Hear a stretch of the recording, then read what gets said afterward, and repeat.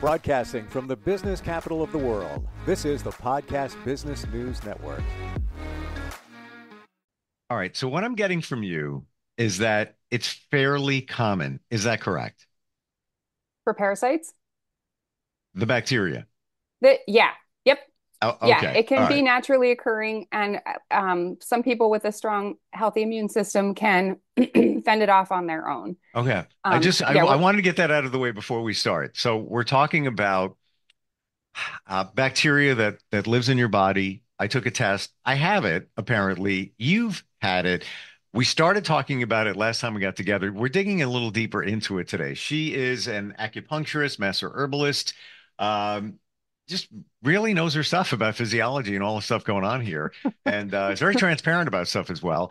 Rebecca Wendler-Burke is our professional of the year, and she's back with us. So this thing is called Clostridia. Clostridia.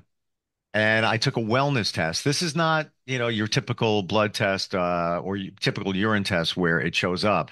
You have to pay for it, which I did. Yeah, had some suspicion. Somebody suggested I do it, so I did. That's what it came back in terms of the lab results. But then we started, and this was over the summer, and I kind of put it on the back burner. I wasn't really having any symptoms, typical occasional digestion. We all have it.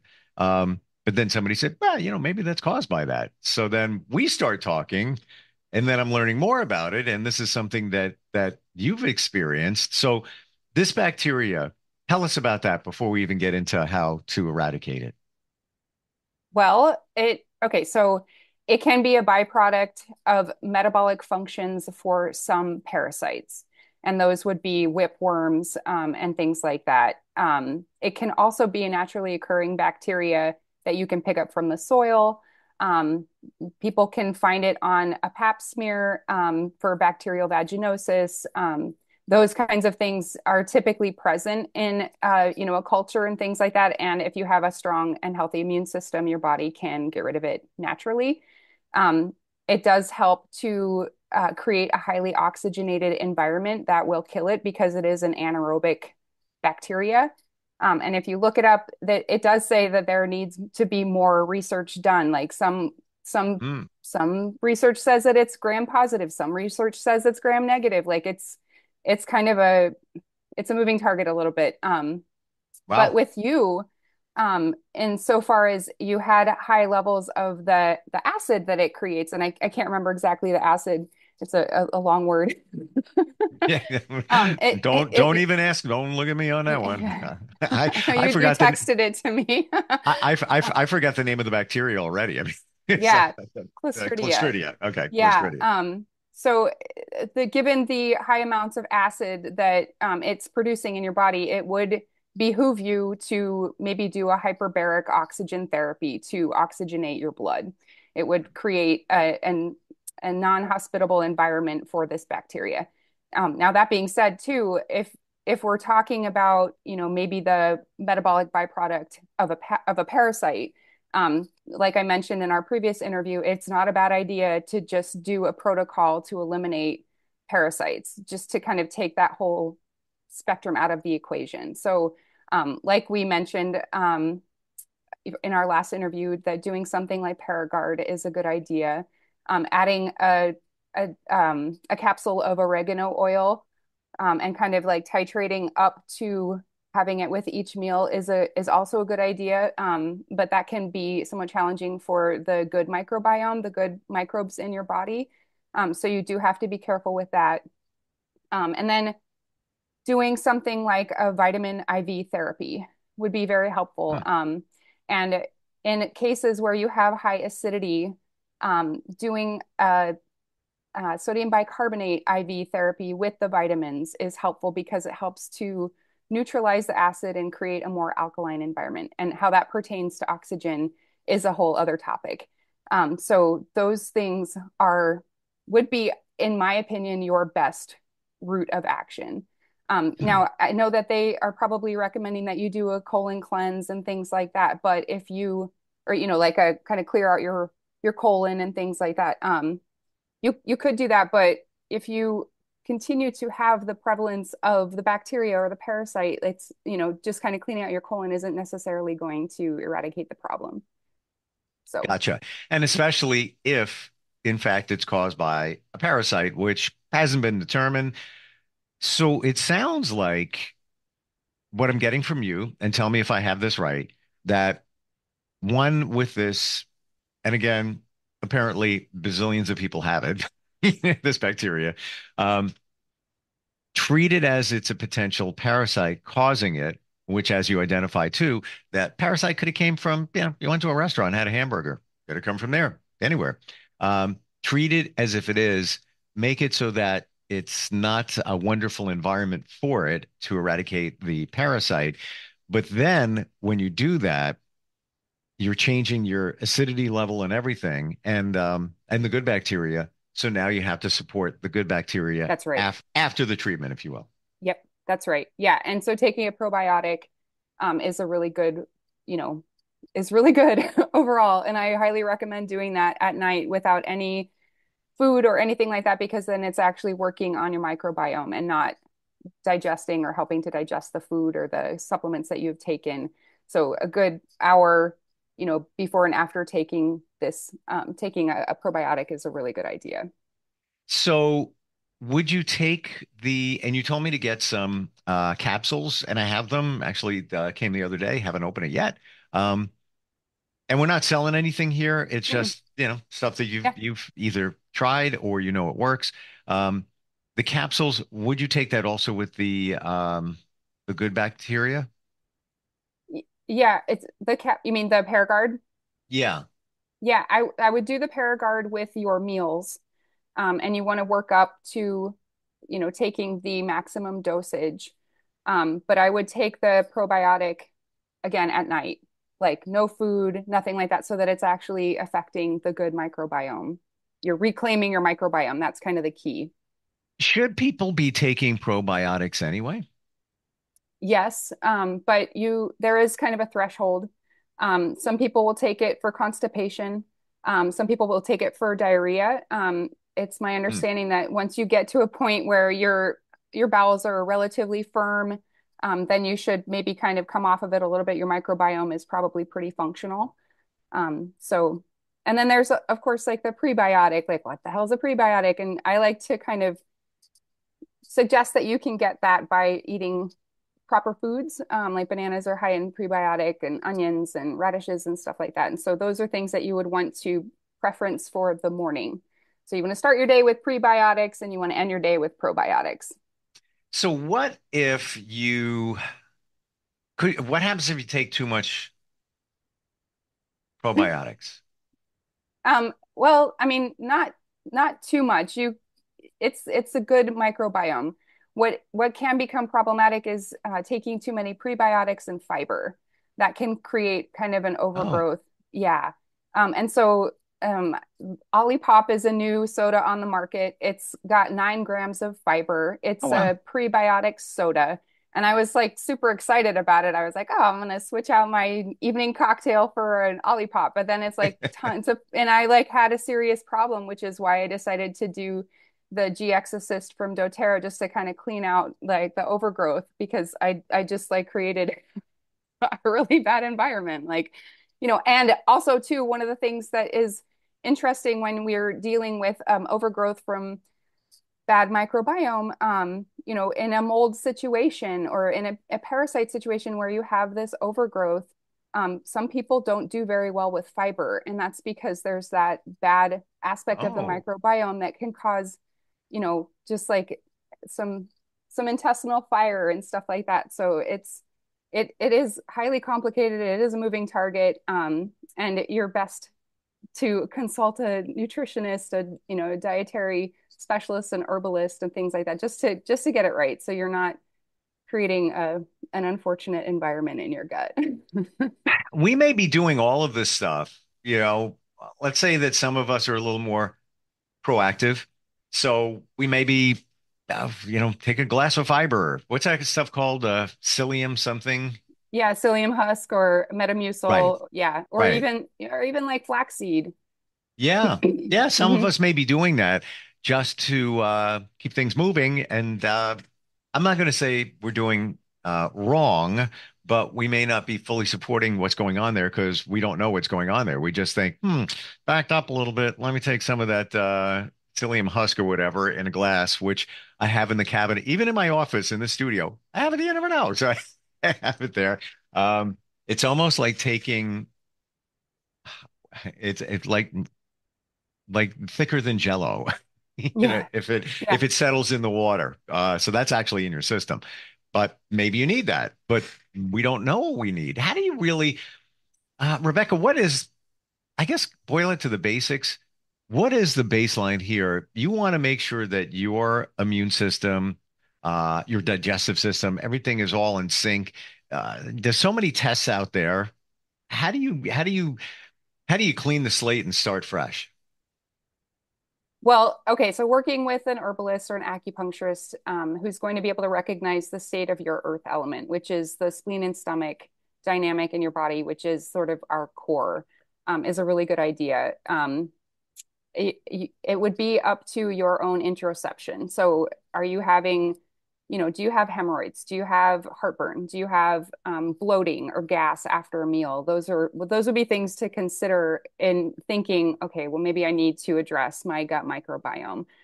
As an acupuncturist and an herbalist, I don't necessarily use blood tests. Like I will take somebody's pulse and I will look at their tongue. Like, is there a thick coat on the tongue? Is it pale? Is it dusky? Is it red? Is it scarlet? All Wow. those things. Is the coat white? Is the coat yellow? So a white tongue coat indicates that there is some cold stagnation in the gut. A red tongue coat means that there's some fire in the gut. So and both of those things can be, a sign of food stagnation. So Hmm. um, yeah, yeah, And spot on there about the tests. Like as I identified, the Clostridia test for that, and I wasn't taking a test for that. I was just taking it was a basic urine test through a wellness company. Um, that's where that was identified. That wasn't through a, routine blood test or routine urine test, which usually you get when you're doing your, yearly workup or whatever. You got to ask for that, and insurance doesn't pay for it. So a lot of this stuff we wouldn't even know what's going on unless we consult with somebody like yourself or take one of those tests. Um, which I'm not yeah, gonna, I'm not gonna. It's for another podcast, but that insurance companies don't support stuff like that. I think is ridiculous because yeah, this stuff leads to other stuff. yeah, Crazy. yeah, yeah. The insurance factor is a really problematic one. I always Yeah, kind of like ask, is like, well, does your insurance company have your best interests at heart? I don't know. yeah, yeah. Again, we won't go there. Yeah, we won't go there. Yeah. It's just, it's just ridiculous. But whatever. Um, So if somebody's concerned, what would be their first step? Let's say, they got a little of this going on, a little of that going on. Yeah, things aren't way wonky, but yeah, maybe digestion's a little off. Maybe they're feeling, bloating, things like that. The starting point would to see somebody like you or Yeah, consult with somebody. go Yeah, see an acupuncturist. Yep. Yeah, really. our mechanism of evaluating the state and the health of the earth element is bar none the best, I think, in a health industry. That's just it is in Chinese medicine is it is the center of everything. And it makes sense, as we can try and align ourselves better with the soil and how that pertains to our microbiome health, is really important. It's, So you know, interesting, and I'm getting a clearer picture of this, but you mentioned soil. Mhm. Seems like it's very impactful.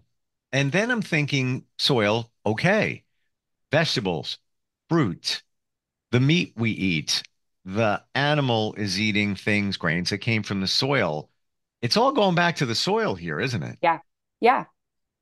Yeah. Wow. If we can focus on soil health, like if we like the idea that we would monopolize the food industry and we would create, sort of one crop for any given environment grossly underestimates the power of the dynamics of the planet. And we need to eat a multiple, lots of colors, and we need to diversify our gut microbiome, and we need to diversify crops and make sure that they are rotated properly to replenish soil nutrients and things like that. It does not make any sense to me to think about just growing one crop and Uh, that the humans would just eat one thing. it just it's coming clearer that the soil is so important here for our health. Everything is coming from the earth. I never thought of it that way. Maybe it's me, but how important that is. And that's what the starting point is. And oh, yeah, what do we put into the soil? Pesticides. Uh-huh. Yeah. Yeah. So, Yeah. wow. Yeah. And then maybe you have a problem like, it's not a bacteria, it's a fungus like valley fever, where you kick up a little bit of fungus from the soil. The soil's been depleted. The good microbiome in the soil is no longer there. And people can get, a mold toxicity from just that. Or you've got Clostridia, where, there's an overgrowth in the soil and you can get that kind of infection from the soil. Like focusing on the planet's health eventually will make us make better choices, and we will be the sort of like the saviors sort of for the planet. Like it's such an intricate relationship, and we need to be that steward for our planet. We're not, we don't have anything else. Why would we think about like going to Mars? Like that doesn't represent our gut microbiome. It doesn't, Right, like right. Or I yeah. forget what planet they recently, maybe it's Venus, I'm not sure, but the theory is there is like 5 miles of diamonds underneath the surface, just underneath the surface. Like, yeah, great. What are you going Cool. to do it? When we're all, falling down because our soil is damaged, tainted, and but we have diamonds. What's that going to do for you? Yeah. And then, to the point, you could have all the money in the world, Steve Yeah. Jobs, Apple, and you get ill. It's not going to help you. Potentially, it's not going to help you. Mm. Um, Acupuncturist. So many of us have that block up, needles, all that. Um, how does the acupuncturist connect with everything here that we're talking about? I'm trying to make that clearer connection. Well, so our ability to take the pulse and look at the tongue definitely is a representation of all of the things that are functional or not functional in the human body.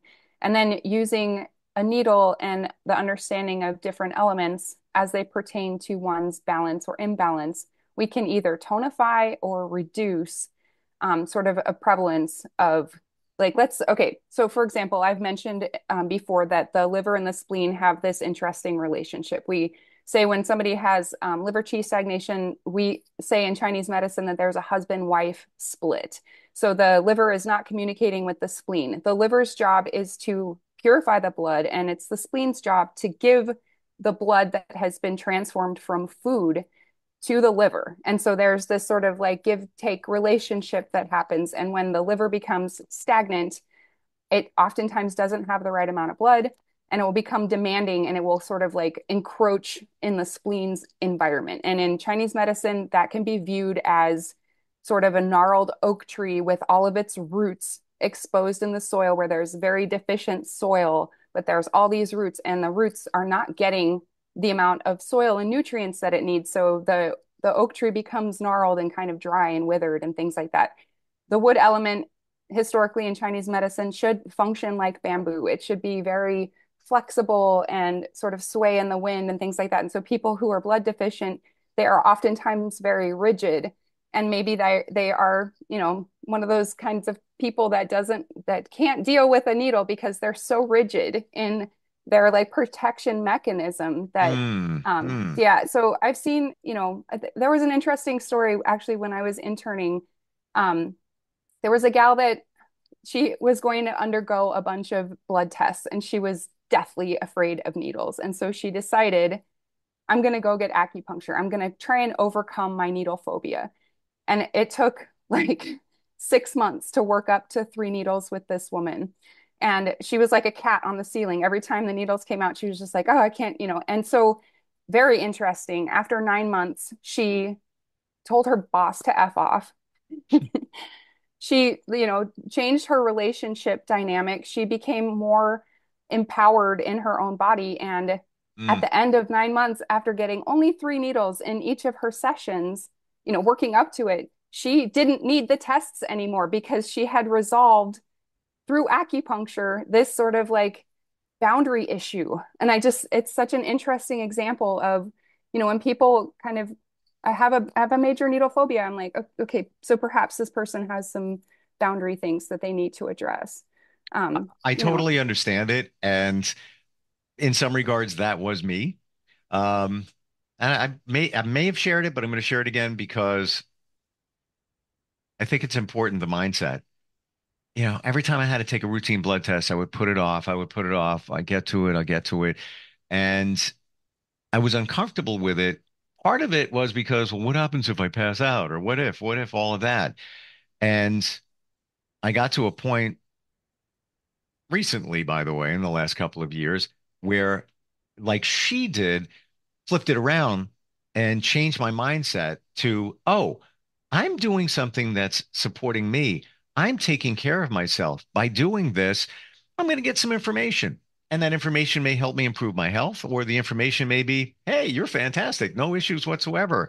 But I'm taking steps to take care of me. And that, when you focus it in that direction, at least for me, it took me away from the whatever the fear of the needle was. And it works. Yeah, yes, I actually was going to take a routine test. I have to make an appointment, probably do it later today, once a year or whatever. But that mindset. You just got to get out of the mindset. I know it's easier said than done for many. yeah. But in addition to doing something beneficial for you, you are also doing something beneficial for the planet. And you are providing an example for people who maybe haven't figured out what their path is. How do I better align myself? How do I get to my optimal health? If you've done acupuncture and you've seen the benefits like I have, I mean, it literally changed my life. Like, and Sure. I can be that example, for people like, well, maybe you should try acupuncture because it's going to force you to be more interoceptive. It's going to help you with your boundaries. It's going to make sure that all of your chi flow is proper and your blood and everything. And then you're going to be sort of that better steward for the planet. It's Never just, realized any of that. And after all this time, it took this time for me, and I think for others, to crystallize the soil thing. You always hear it, take care of the planet, the environment, pesticides, been going on for a number of years where that's on radar. People saying you got to watch out what they're putting into organic. Now I see it, even yeah. right down to the animal. Never thought of it that way. Everything that we consume, that we should consume. I'm saying that because there is stuff that's chemically made, and you shouldn't even go near that. It all comes from the soil, so Hmm. just Yeah. more important than ever. It is more important than ever. And I just want to say that the trauma component of our subconscious understanding of how the resources of the planet are being extracted affects us. It is a universal trauma that needs to be overcome. And if we Yep. can, yeah, I mean, for me, it's just a philosophical mind blow to think like, My mind is blown. It yeah, is. After this conversation, all the things that I've heard just came very clear about what's important. We're out of time, Rebecca. How do we, this has been great. yeah, I've learned a lot here. How do we connect with you? Even I know acupuncture we have to do where you're located in Minnesota. yeah, that's right. In the Twin Yeah. Cities. Yeah. So, um, short of that, if somebody has questions, I'm sure you can consult on many different levels. We've been talking and it's been impactful, and we'll take my pill later today for the first time. But how do we find you? Yep. I can be found at rwbacupuncture.com. You can plunk in the Sharp Acupuncturist, no spaces, into YouTube and find a few interviews such as this one. And then you can also find me under that handle on Instagram. Very cool talking with you. Thanks for all the insight. And my mind is blown, the whole soil thing. It's Oh, good. Good. I'm glad that I like drove that oh, home. you did. Yeah. And it Good. goes right back to why do we need to get grounded? Because the earth is so important. Because the earth is so important and we have to overcome trauma in order to not function in fear anymore. For sure. Thank you so much. Thank you, Steve. All right, we'll be right back. Are you looking for even more of the podcasts and hosts that you love? The Podcast Business News Network is proud to announce that you now have even more ways to listen live. Check out the mytuner-radio, online radio box, and simpleradio apps on iOS and Android, or find us online. Search for Business News Network on mytuner-radio.com, or search Podcast Business News Network on streama.com and onlineradiobox.com/US. Take your podcast on the go and don't miss a minute of the action.